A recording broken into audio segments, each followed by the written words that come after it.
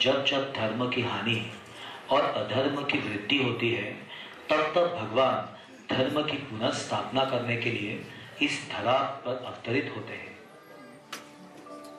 प्यारे भक्तों, अपने इसी वचन का पालन करने के लिए भगवान राम त्रेता युग में महाराज दशरथ के पुत्र के रूप में अवतरित हुए और दुष्ट रावण की आतंक से पीड़ित जीवों की रक्षा की। महाराज दशरथ के चारों पुत्र राम, लक्ष्मण, भरत और शत्रुघ्न साथ साथ खेलते खाते बड़े हो चले। फिर श्री राम ने स्वयंवर में महारानी सीता से विवाह किया और फिर एक दिन अपने पिता महाराज दशरथ के वचनों को पूरा करने के लिए उन्होंने वन जाने का निश्चय किया। लेकिन ये देख उनके साथ पूरी अयोध्या भी चलने लगी। फिर किसी तरह से उन्होंने रात्रि में सोया छोड़कर चित्रकूट की ओर निकल पड़े। रास्ते में कई ऋषियों और भक्तों को दर्शन देकर भगवान ने उनका उद्धार किया। फिर एक दिन दंडकारण्य वन में रहते हुए जब वे माता सीता के आग्रह करने पर एक सोने के मृग को पकड़ने के लिए गए, तभी छल से रावण साधु के वेश में वहां आए और सीता माता को हर ले गए। माता सीता का पता लगाते हुए भगवान श्री राम दानव कबंध से मिले हैं, जिसने उन्हें महाराज सुग्रीव से मिलने का सुझाव दिया। तो आइए आज भगवान श्री राम की अनेक लीलाओं में से एक और लीला का आनंद लेते हैं, जहां वे अपने एक और भक्त की विपत्ति को दूर करने जा रहे हैं।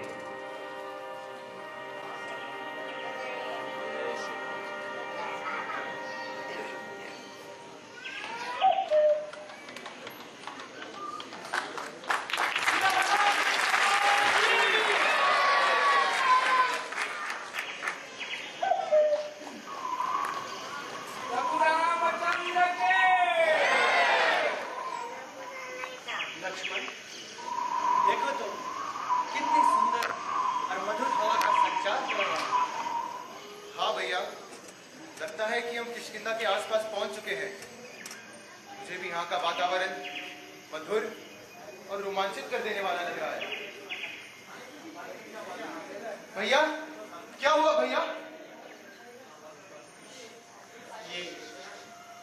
ये मधुर और मंद शीतल हवा मुझे सीता की याद दिला रही है लक्ष्मण। सीता के बिना मैं वैसे ही हूँ जैसे जल के बिना मछली। ओह, सीता के बिना एक पल भी जीना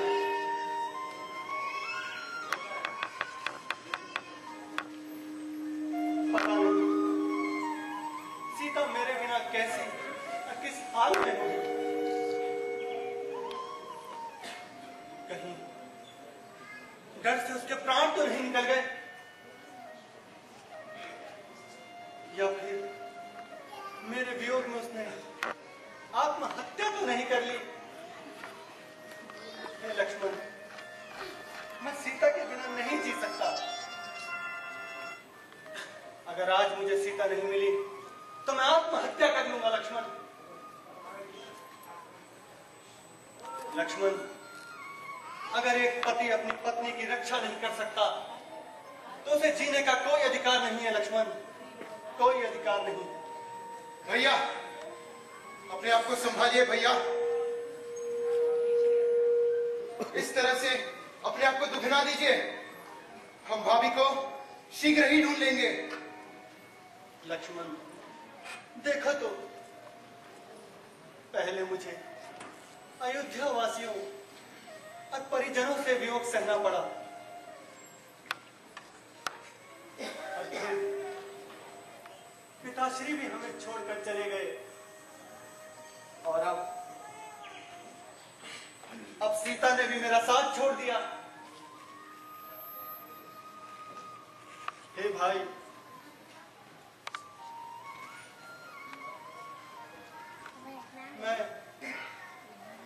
मैं मिथिला नरेश जनक को क्या मुंह दिखाऊंगा? माता कौशल्या से क्या कहूंगा? अयोध्या वासियों को क्या जवाब दूंगा? शायद अब मैं कभी अयोध्या न जा सकूंगा लक्ष्मण, कभी अयोध्या न जा सकूंगा। हे रघुनंदन, एक वीर पुरुष को ऐसी बातें शोभा नहीं देती। उठिए भैया, उठिए। इस तरह से अपने आप को दुख ना दीजिए। लक्ष्मण, अगर आज मुझे सीता नहीं मिली तो मैं इस पूरे ब्रह्मांड को भस्म कर डालूंगा। भैया, आप धैर्य की सीमा है। मेरे विचार से हमें दानव कबंध के बताए मार्ग पर चलकर महाराज सुग्रीव से मिलना चाहिए। वे अवश्य ही हमारी सहायता करेंगे भैया।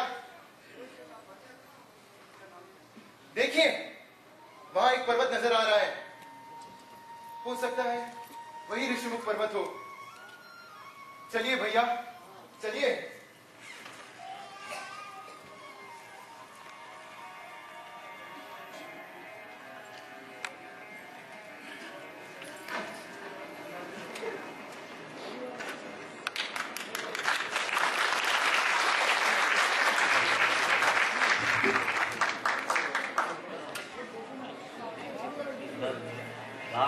और लक्ष्मण के मुख से सुग्रीव का नाम सुना तो वो भयभीत और अचंभित हो गया और तुरंत इसकी खबर महाराज सुग्रीव को देने निकल पड़ा।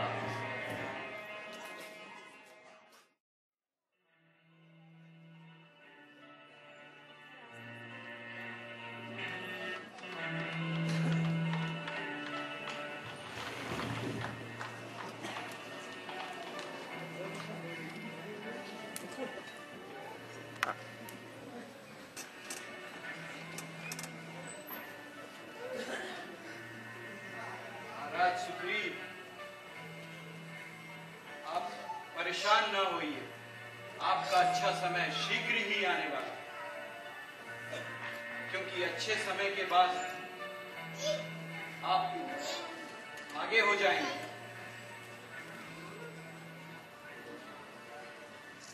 हाँ जामवन,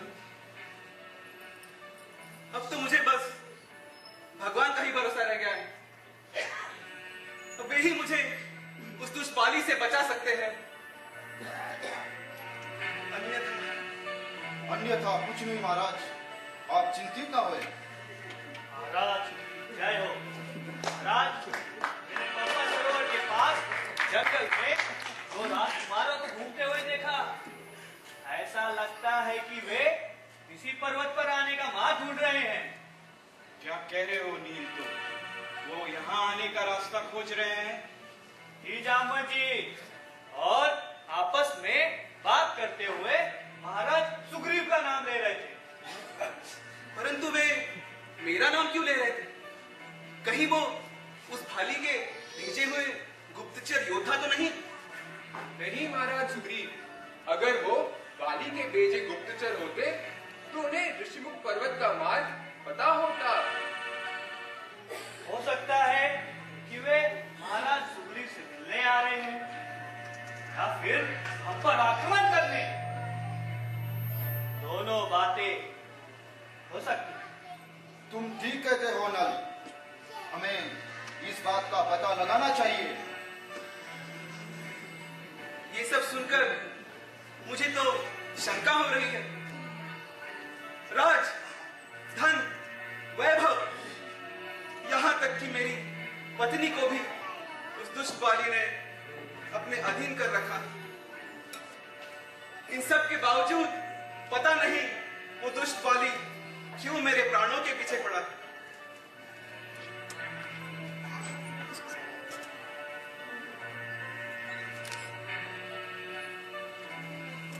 कहां देखा तुमने? पर्वत के नीचे। तुम कहां थे उस वक्त? पेड़ पर। कैसे लगते हैं वो? हो, बड़े अच्छे। अच्छे या बुरे की बात कहा कि हमने। हम तो ये जानना चाहते हैं कि वेशभूषा कैसी है उनकी।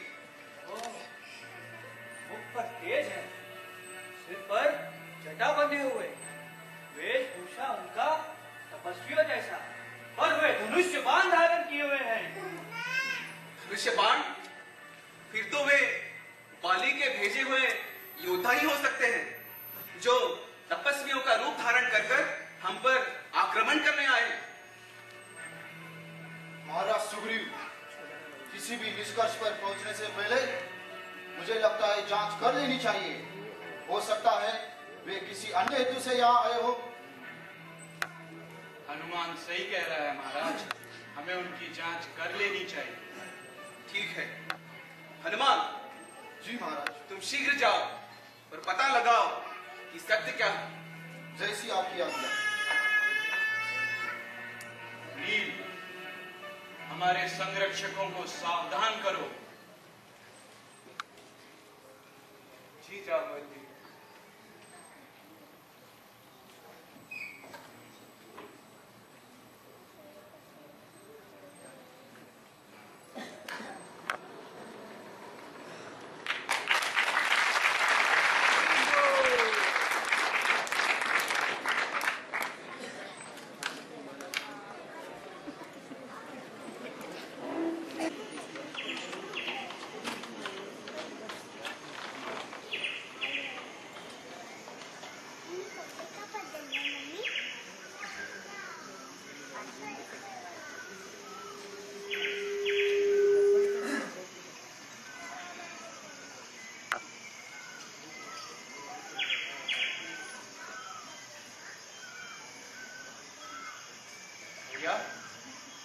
लगता है हम पंपा सरोवर पहुंच चुके हैं। हाँ, मुझे भी ऐसा ही लगता है।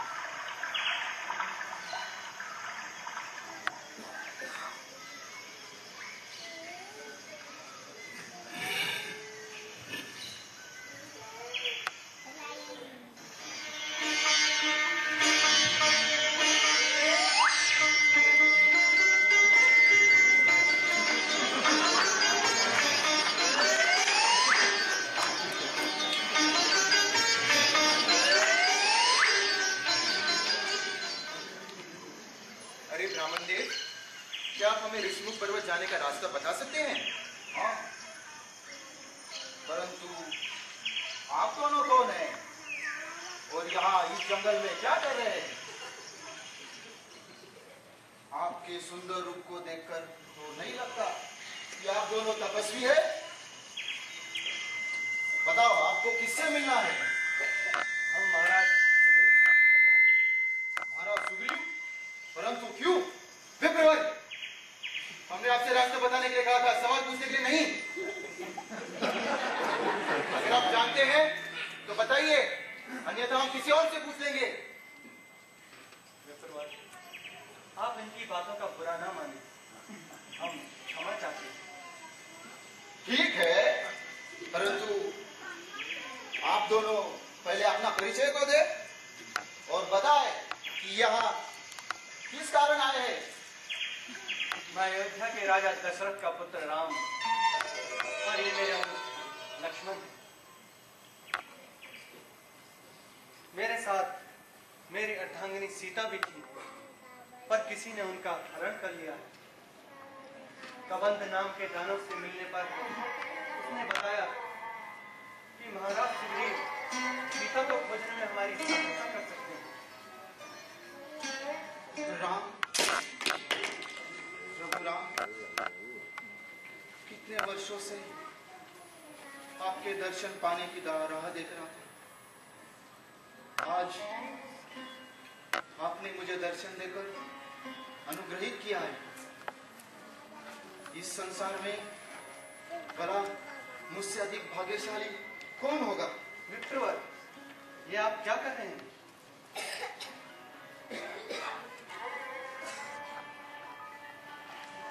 अपने प्रभु की चरण वंदना करें। ऐसा करके आप हमें लज्जित न करें। लज्जा तो मुझे आनी चाहिए स्वामी, जो अपने प्रभु को ना पहचान सके। अब तक तो आपसे पहले गुजारे हैं, हमारा परिचय तो ले लिया, अब आप अपना परिचय दीजिए। मैं आपका दास पवन पुत्र हनुमान।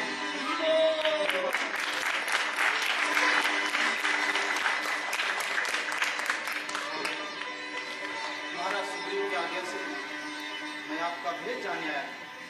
इसके लिए मुझे क्षमा कर दे प्रभु।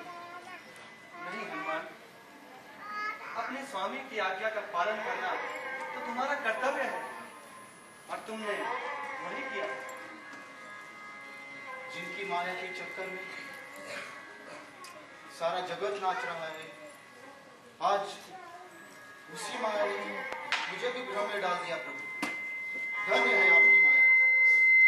ओह, मैं कितना अज्ञानी हूं जो अपने प्रभु को ना पहचान सका।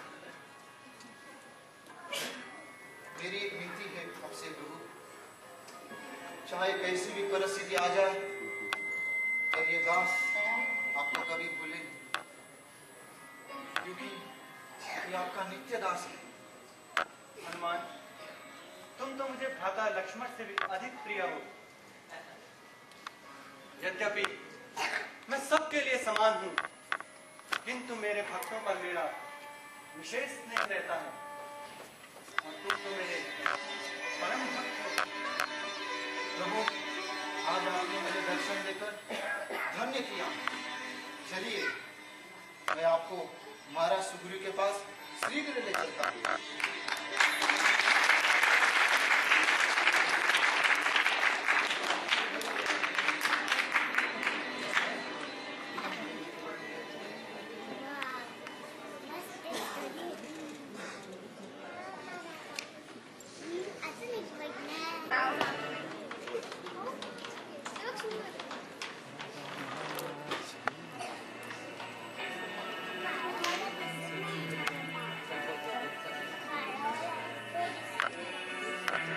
अभी तक हनुमान नहीं आए, कहीं कुछ अनहोनी तो नहीं हो रही?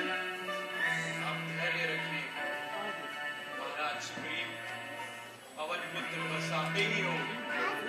महाराज, हनुमान जी आते ही होंगे। धैर्य रखिए।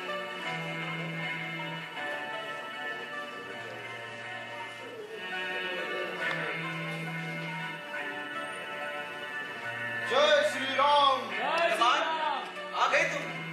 जी महाराज, ये अयोध्या के राजा दशरथ के पुत्र श्री राम और लक्ष्मण है और आपसे मित्रता चाहते हैं। राम, जय श्री राम। प्रभु राम, आइए प्रभु, आसन ग्रहण कीजिए।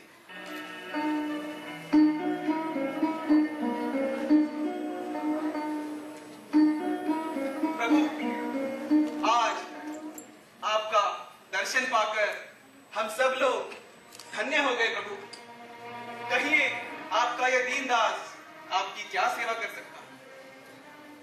हे सुग्रीव, अपने पिता के वचन को पूर्ण करने के लिए मैं 14 साल के वनवास में हूँ, लेकिन दंडकारण्य वन में मेरी पत्नी सीता को किसी ने हर लिया। रास्ते में कवन नाम के दानव से मिलने पर उसने आपके बारे में बताया और कहा कि आप सीता को खोजने में हमारी सहायता कर सकते हैं। सीता का हरण? हनुमान, तुम जाकर वो आभूषण तो लाना। जी महाराज। एक बार जब मैं अपने मंत्रियों के साथ बैठ कुछ विचार कर रहा था, उसी समय ऊपर आसमान से हमें एक विमान गुजरता हुआ दिखाई पड़ा। उस विमान में हमने एक स्त्री को विलाप करते हुए देखा। उस स्त्री ने हमें नीचे देख अपने कुछ आभूषण नीचे गिरा दिए। कहीं वही माता सीता तो नहीं? यही में आभूषण है महाराज।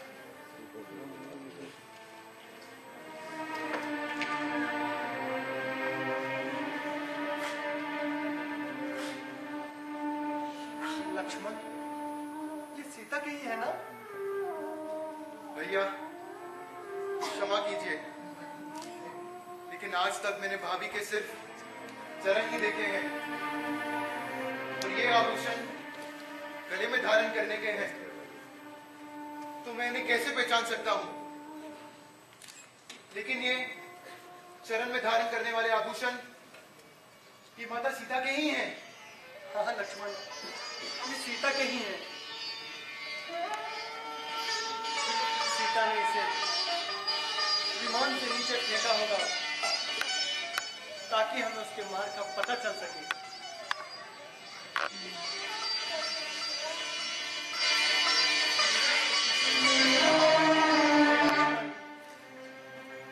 मेरे विश्वास पर सीता मेरे साथ आई,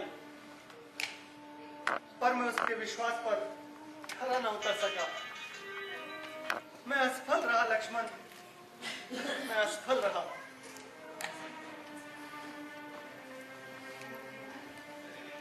कहां ढूंढूं उसे, कहां ढूंढूं उसे?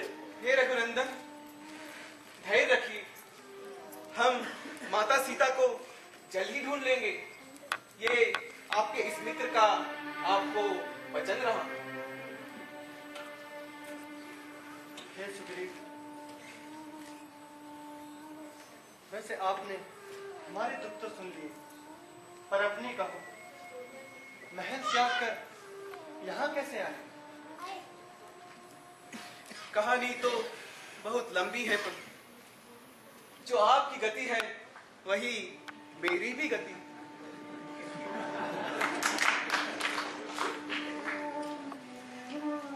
किसी समय की बात है जब हम दोनों भाइयों में इतनी प्रीति थी कि उसकी कोई सीमा न थी। बाली मेरे सिवा कोई भी कार्य नहीं करता था, परंतु एक बार मैं नामक दानव ने जब बाली को ललकारा, तब बाली से रहा न गया। वो तुरंत उसके पीछे पीछे एक गुफा में जा घुसा और गुफा में जाने से पूर्व मुझे समझाया कि जब तक मैं बाहर न आऊं तुम यहीं रुको। इंतजार करते करते पूरा 1 माह बीत गया। उसी समय उस गुफा से खून की धारा बाहर निकली। यह सोच कि शायद उस दानव ने मेरे प्रिय भाई बाली का वध कर दिया है और अब वह मेरा अंत करने आ रहा है, मैंने एक विशाल पत्थर से उस गुफा का मुंह बंद कर दिया और वहां से मैं भाग निकला। वहां से मैं जब किष्किंधा आया, तब मंत्रियों ने सिंहासन को खाली देख सिंहासन को मुझे सौंप दिया।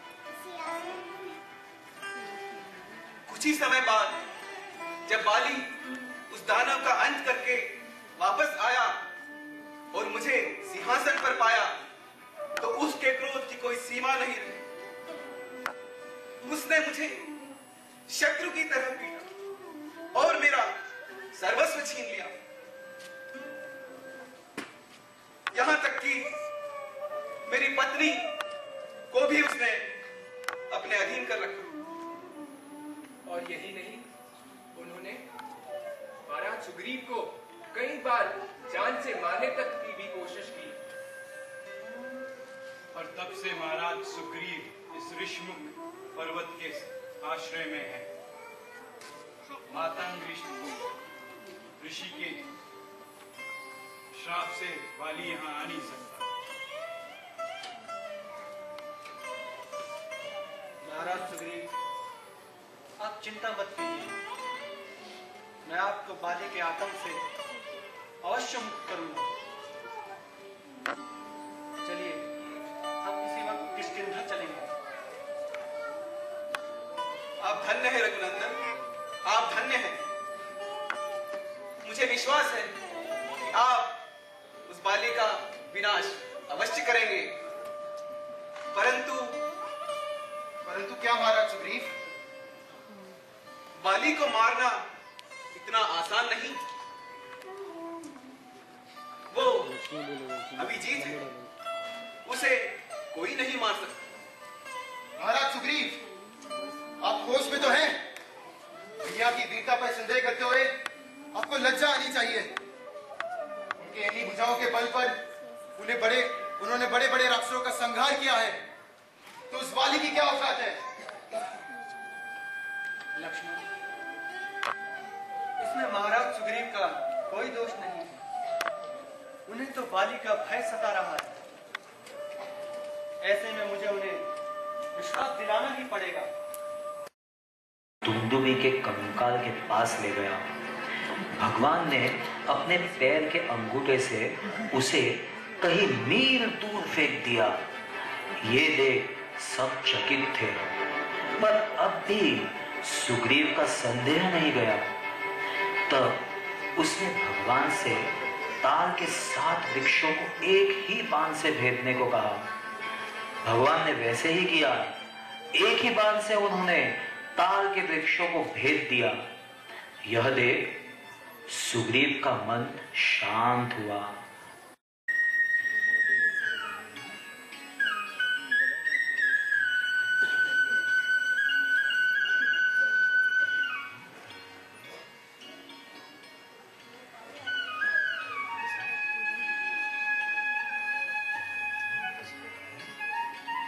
आप धन्य हैं प्रभु, आप धन्य हैं।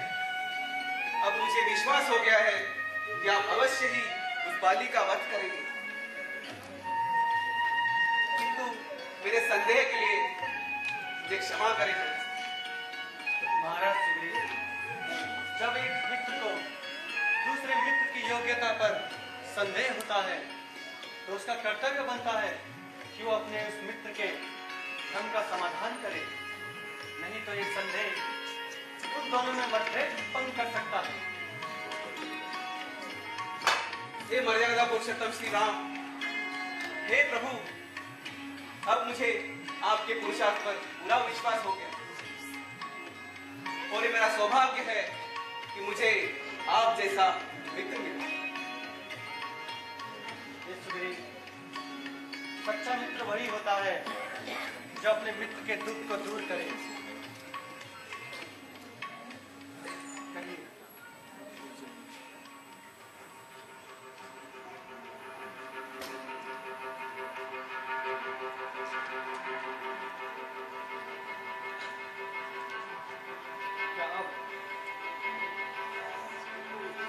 क्या अब भी आपको कोई संदेह है कि हमें,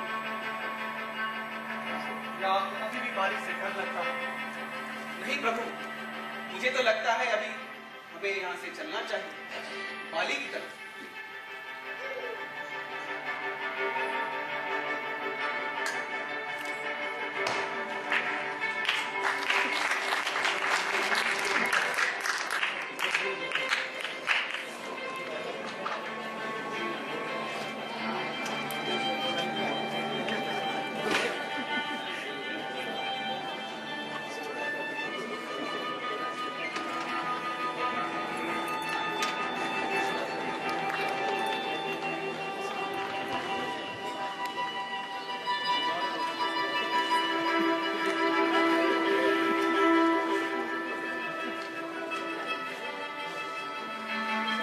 अरे ओ घमंडी पापी बाली, बाहर निकल, देख तेरा काल आया है। अरे ओ अपनी पत्नी के आंचल में छुपने वाले कायर, बाहर निकल, आज तू मेरे हाथों से नहीं बच सकता। अरे यार स्वामी, ये तो सुग्रीव की आवाज है। हाँ, आज इतने वर्षों बाद उसमें इतनी हिम्मत कहाँ से आ गई कि वो मुझे ललकार रहा है। पुत्र अंगद कह रहा था कि राम और लक्ष्मण नाम के 2 राजकुमार सुग्रीव से मिलने आए हुए हैं। वे बड़े शूरवीर और तेजस्वी हैं। वो दोनों भाई काल को भी जीतने में सक्षम है। कहीं उन्हीं के बल पर तो सुग्रीव यहाँ नहीं आया। मुझे भय सा लग रहा है स्वामी। तारा, राम मर्यादा पुरुषोत्तम है, इसलिए तुम भयभीत न हो। वे मुझे नहीं मार सकते। अरे कायर, कहाँ छुपा है? बाहर आ।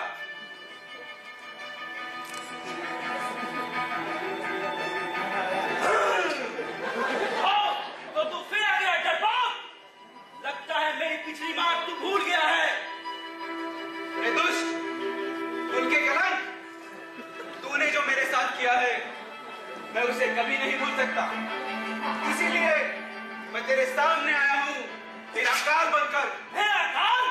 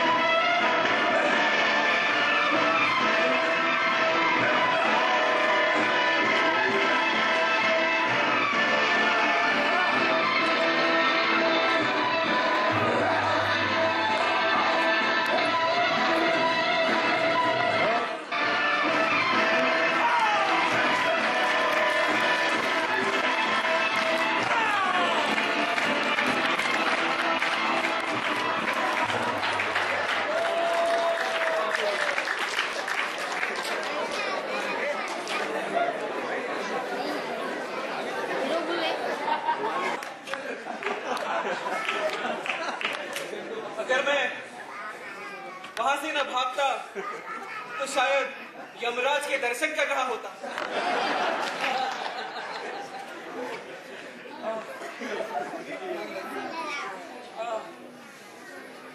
धीरज रखो महाराज सुग्रीव। धीरज? कैसा धीरज?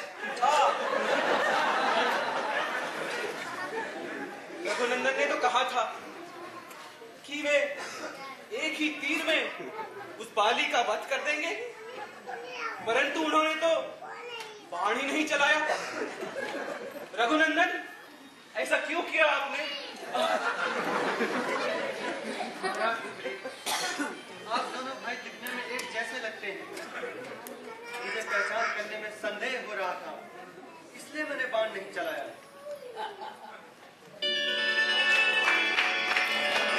प्रभु, ये कैसा चमत्कार है प्रभु? आपके स्पर्श से ही मेरी सारी पीड़ा जाती रही।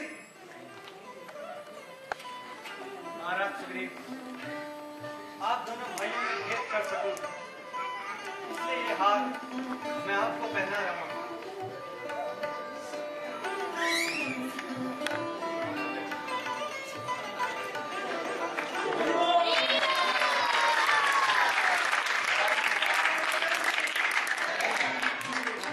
अब आप चिंता न करिए, अब मुझे पहचानने में कोई संदेह नहीं है।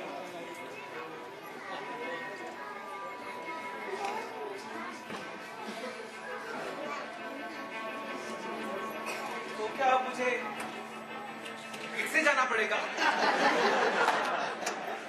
महाराज, अब भय न करें। इस बार मैं उस बाली का वध अवश्य करूंगा। जाइए, फिर से जाइए और ललकारिए बाली को। आप विलंब न कीजिए। जाऊं? जाऊं? जाइए महाराज, जाइए।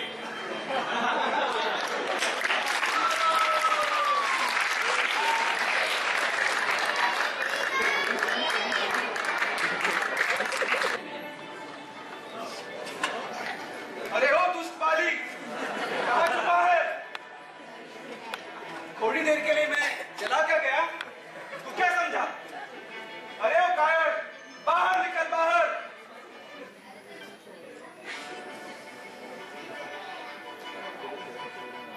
अरे भगोड़े! तू फिर आ गया? लगता है मेरी पिछली बात तू भूल गया है। आज तुझे मेरे हाथों मरने से कोई नहीं बचा सकता। आया! वकील आया, मेरा मंच करने।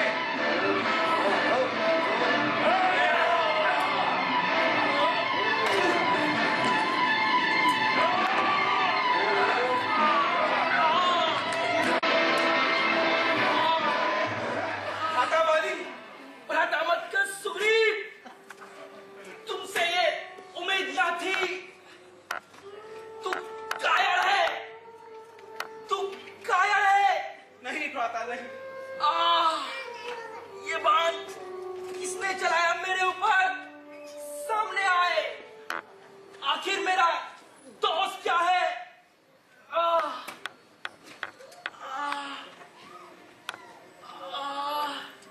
सामने आए। राम, तो तुमने ये बाण मुझ पे चलाया? किस धर्म और मर्यादा का पालन किया है तुमने? उसी धर्म का, जिस धर्म को हमारे रघुवंश ने अधर्मियों को मारकर स्थापित किया था। आप मुझे अधर्मी कह रहे हो राम? तुम अधर्मी हो बाली, तुम अधर्मी हो। तुम्हारा कर्तव्य था कि तुम अपने छोटे भाई की रक्षा करते, पर तुमने तो अपने छोटे भाई को नगरी से ही निकाल दिया। यही नहीं, तुम उसके प्राणों के शत्रु भी बन गए। बलवान जो करता है वही धर्म है। यही तुम्हारी विचारधारा है। लेकिन मैं कोई अधर्मी नहीं हूँ। तुम्हारे कार्य पशु के ही समान है। लेकिन मैं कोई पशु नहीं हूँ श्री राम। तुम नर पशु हो और तुम्हारे कार्य भी पशु के ही समान है। अपने छोटे भाई की पत्नी पर जो अत्याचार करता है वो पशु के ही तो समान है। छोटे भाई की पत्नी, अपनी बहन, अपनी बेटी और अपनी पुत्रवधू को जो बुरी दृष्टि से देखता हो, उसे मारने में कोई अधर्म नहीं होता बाली। उसे मारने में कोई अधर्म नहीं होता। प्रभु श्री राम, आपने जो कहा वह सब नीतिगत है। मुझे क्षमा करें रघुनंदन, आज मुझे अपनी गलतियों का एहसास हो रहा है। मैं राज और स्त्री के मध्य में चूर था, अंधा हो गया था। मुझे क्षमा करें रघुनंदन, मुझे क्षमा करें। मैं जानता हूं कि मेरे द्वारा किए गए पापों का प्रायश्चित नहीं है, फिर भी मैं आपसे क्षमा की प्रार्थना करता हूं। हे रघुनंदन, मुझे क्षमा करें, क्षमा करें। हे बाली, जब एक राजा किसी अधर्मी को उसके पापों का दंड देता है तो उसके पाप स्वयं नष्ट हो जाते हैं। अब तुम शोक न करो। प्रभु, ये तो आपकी दयालुता है, परंतु मुझे चिंता सिर्फ इस बात का है कि मेरे जाने के बाद मेरे पुत्र अंगद और मेरी पत्नी तारा का ख्याल कौन रखेगा? नहीं भ्राता, नहीं, आप हमें छोड़कर नहीं जा सकते। नहीं सुग्रीव, मुझे जाने दो, मुझे जाने दो। अगर तुम जीने की इच्छा रखते हो तो मैं तुम्हें वापस जीवन दे सकता हूँ। नहीं नहीं प्रभु, मैं इस संसार के बहुबंधन में नहीं पड़ना चाहता, जिनके लिए करोड़ों ऋषि मुनि और तपस्वी हजारों हजारों साल तपस्या करते हैं, फिर भी उनको आपके दर्शन दुर्लभ होते हैं। आज वही प्रभु मेरे सामने साक्षात खड़े हैं। मुझे जाने दीजिए प्रभु, मुझे जाने दीजिए।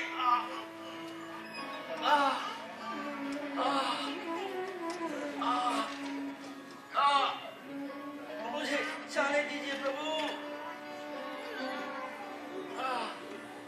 सुग्रीव, अब तुम किष्किंधा के राजा हो और तुम्हें किष्किंधा का राज सिंहासन संभाला है, संभाला है। हे रघुनंदन श्री राम, अब मुझे अनुमति दे, अनुमति दे, मैं जाना चाहता हूँ।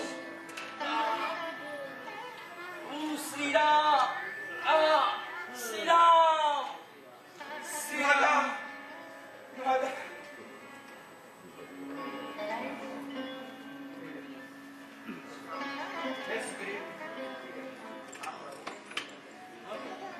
अब तुम शोक न करो। तुम समझते हो कि तुम्हारा संबंध बाली के साथ शरीर का था, पर वास्तविकता तो यह है कि तुम आत्मा है और आत्मा अमर होती है, उसका नाश नहीं हो सकता। इसलिए इस भाव बंधन से बाहर निकलो।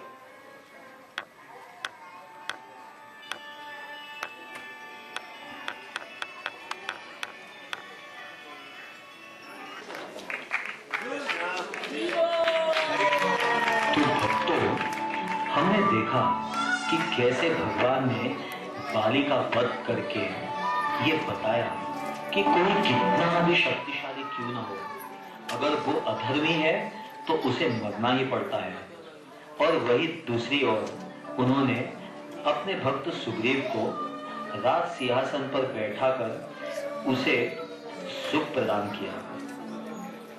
तात्पर्य यह है कि भगवान हमेशा अपने भक्तों की रक्षा करते हैं, और सच ये है कि वो अपने भक्तों को आनंद प्रदान करने के लिए ही अवतार लेते हैं।